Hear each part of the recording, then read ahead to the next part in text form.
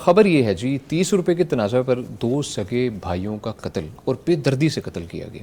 وہ ویڈیوز بھی social media پہ چل رہی ہیں, ہم سب نے دیکھی ہیں کس طریقے سے صرف 30 روپے کا تنازع تھا اور وہ بڑھتا بڑھتا اس قدر شدت اختیار کر گیا کہ پھل فروش جو سبزی والے تھے انہوں نے ان 2 بھائیوں کو جو ہے تشدد کا نشانہ بنایا. ایک تو موقع پر جہاں واقع ہو گیا اور جو دوسرا ہے وہ ہاسپٹلائز ہوا اور وہ بالکل گزشتہ روز وہ بھی اللہ کو پیارا ہو چکا ہے. اور اس سلسلے مفتی صاحب بات جو کرنا چاہتا ہوں, یہ جو عدم برداشت معاشرے میں بڑھتی ہوئی جو عدم برداشت ہے, اس کا ایک تو بتائیے کہ وجہ کیا ہے. بہت ہم ہر روز دیکھتے ہیں مفتی صاحب, یہ کوئی پہلا کیس نہیں ہے جو ہمارے سامنے آیا ہے, یہ تو ہائی لائٹ ہو کے زیادہ اب سوشل میڈیا کا زمانہ ہے.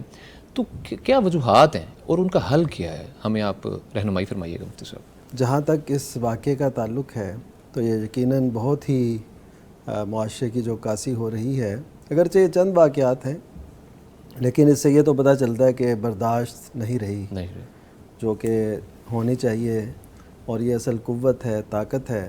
جیسا کہ نبی صلی اللہ علیہ وسلم نے فرمایا کہ لیس الشدید بالسرعہ, کہ طاقتور وہ نہیں ہے جو پچھاڑ دے, اپنے مد مقابل کو ڈھا دے. جو طاقتور ہے وہ ہے کہ یملکو نفسہ عند الغضب, کہ اپنے آپ پہ غضب کے وقت, غصے کے وقت کنٹرول رکھے. تو یہ تو اسلام کی تعلیمات ہیں اور ایسی جامع ہیں جس کو اختیار کر کے ہم اس جو ہے نا سچویشن سے ہم اپنے آپ کو نکال سکتے ہیں.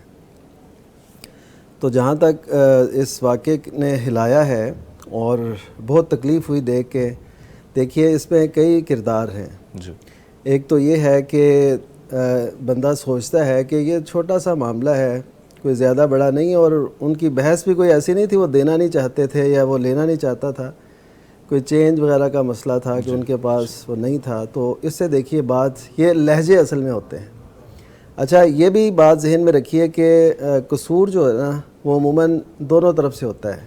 اگر ایک سائیڈ بھی برداشت کر لے تو یہ معاملات آگے نہیں بڑھتے, یعنی وہ اگنور کر دیں, چلیں کسی نے زیادتی کی بھی ہو, کوئی الفاظ ایسے کہے بھی ہوں, تو دوسری جانب سے اگر وہ برداشت کر لیا جائے تو معاملہ ٹھنڈا ہو جاتا ہے. تو اگر وہ نہ کیا جائے تو پھر معاملہ بڑھتا جاتا ہے. جیسے نبی صلی اللہ علیہ وسلم تشریف فرما تھے, سیدنا ابو بکر رضی اللہ تعالیٰ عنہ بھی آپ کے ساتھ تھے, تو بات چیت چل رہی تھی سیدنا ابو بکر کے ساتھ کسی کی, تو اس نے کچھ الفاظ ایسے کہے, تو سیدنا ابو بکر صدیق رضی اللہ تعالیٰ عنہ جب کہے الفاظ تو نبی صلی اللہ علیہ وسلم وہاں سے تشریف لے گئے. تو بعد میں آپ نے یہ بتایا کہ اصل بات یہ ہے کہ جب تک تم خاموش تھے تو فرشتے جواب دے رہے تھے. تو اس کا مطلب کیا ہوا کہ نبی صلی اللہ علیہ وسلم کی تعلیمات ہمیں بتاتی ہیں کہ اگر ہم خاموش ہیں نا کسی کے نازیبا لہجے پر, کسی کے نازیبا الفاظ پہ, تو فرشتے جواب دے رہے ہیں. اب بندہ کتنا مطمئن ہو جاتا ہے کہ اچھا ہماری طرف سے فرشتے جواب دے رہے ہیں, تو ہمیں کیا ضرورت ہے ہم ایسے ہی معاملے میں الجھاؤ پیدا کریں اور یہ صورتحال پیدا ہو. اور ایک اہم بات یہ ہے کہ آپ کسی بھی مسئلے میں اس قدر آگے نہ جائیں کہ بات قتل و غارت تک آ جائے.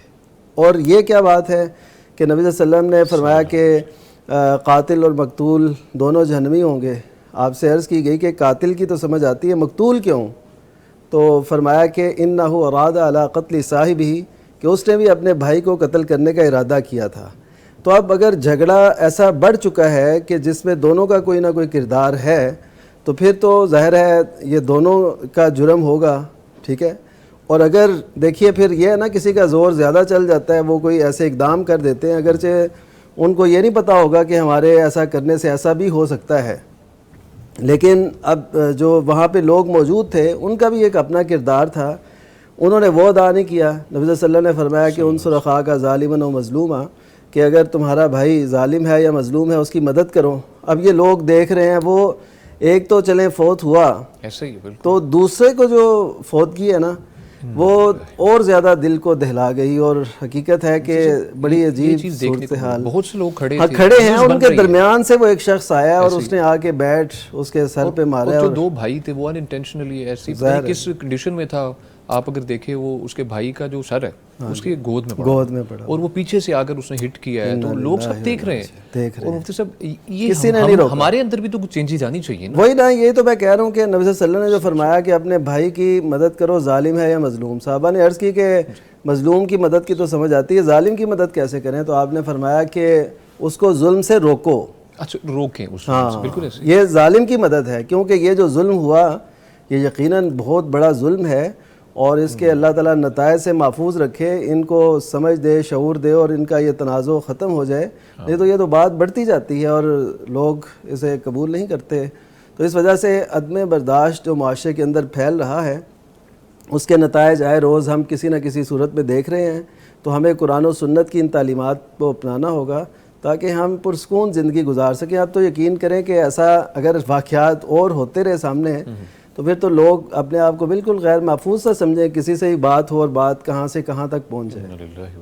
ایسے موقع پہ نا ایک میں عرض کروں گا ایک نصیحت کے طور پہ اپنے آپ کو بھی، سب کو بھی، جو ماحول ہے ہمارے حالات، کیونکہ جلد بازی ہے، غصہ ہے، تو اس پہ نا ایک دعا ضرور پڑھا کریں جب بھی ہم صبح نکلیں کام پہ یا صبح ہو۔ جی جی ضرور اللہم انی اعوذ بک من ان اذل او اذل او اظلم او اظلم او اجہل او یجہل علی۔ اس کا مطلب یہ ہے، اے اللہ میں تجھ سے پناہ مانگتا ہوں کہ میں خود گمراہ ہوں یا کسی کی گمراہی کا سبب بنوں، میں کسی پہ ظلم کروں یا مجھ پہ ظلم کیا جائے، میں جہالت سے کسی سے پیش آؤں یا مجھ سے جہالت سے پیش آیا جائے۔ تو اگر بندہ یہ اس کے مفہوم اور اس کی گہرائی میں اتر کے اس کو کرے نا تو اللہ تعالیٰ ضرور رہنمائی فرما دیتے ہیں۔ ایسے ہی محترم، بالکل جیسا کہ شیخ صاحب فرما رہے تھے کہ درگزر کرنا اگر ہم سیکھ جائیں نا تو میرے خیال میں بہت سے آنے والے ایسی مصیبتیں ہیں جو ان سے ہم بچ سکتے ہیں۔ یہ شیخ صاحب کی بات سے مجھے بھی ایک بات یاد آ گئی۔ جی شیخ۔ دو بندے آپس میں باتیں کر رہے تھے غصے سے، اور ایک بندہ نہایت غصے میں تھا، چہرہ اس کا سرخ ہو گیا تھا اور رگیں پھول چکی تھی۔ اللہ کے نبی صلی اللہ علیہ وسلم نے فرمایا کہ مجھے ایک کلمہ معلوم ہے، اگر وہ کلمہ یہ بندہ پڑھ لے نا تو اس کا غصہ ختم ہو جائے۔ اچھا ماشاء اللہ۔ وہ کلمہ یہ ہے کہ بندہ غصے کی حالت میں اگر ہے تو کہے اعوذ باللہ من الشیطان الرجیم۔ تو ایک اور بندہ اس نے یہ بات سنی، وہ جا کے اس بندے سے کہا کہ یہ کلمہ پڑھ لو، اس سے آپ کا غصہ ختم ہو جائے گا۔ تو حدیثوں میں ایک اور بات بھی آئی ہے کہ اگر آپ کو غصہ آ رہا ہے، کھڑے ہیں آپ، تو بیٹھ جائیں۔ ایسے ہی بالکل صحیح۔ اچھا اسی طرح پانی پینے کا بھی فائدہ ہے، پانی پی لو، اس سے بھی غصہ ٹھنڈا ہو جاتا ہے۔ تو یہ، اور یا پھر وہ محفل جو ہے، وہ جو جگہ ہے اس کو چھوڑ دو، وہاں سے چل پڑو۔ اگر ہم کریں تو مفتی صاحب